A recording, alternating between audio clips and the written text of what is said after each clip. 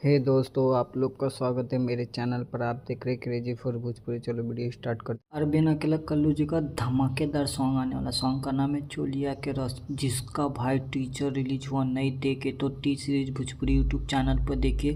क्या ज़बरदस्त टीजर है भाई, एकदम बवाल टीजर है। आप बोलते हैं सॉन्ग कब रिलीज होने वाला, बढ़ने से पहले ऐसे ही अपडेट पाने के लिए मेरे चैनल को सब्सक्राइब करके रखो। भोजपुरी का हर खबर सबसे पहले मेरे चैनल पर आता।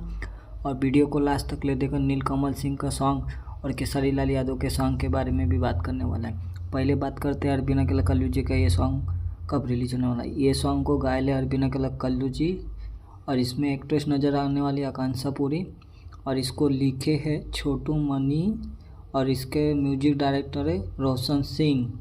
अब बोलते हैं नीलकमल सिंह का सॉन्ग का नाम क्या है। दिल्ली से एनआरसी, जिसको गाए ले नीलकमल सिंह। इसके राइटर हैं शुभम राज और म्यूजिक डायरेक्टर हैं आतितोष तिवारी, और एक्ट्रेस नज़र आने वाला है श्वेता मेहरा। और ये भाई ये भी सॉन्ग एकदम बवाल होने वाला है। नीलकमल सिंह तो जानते ही है।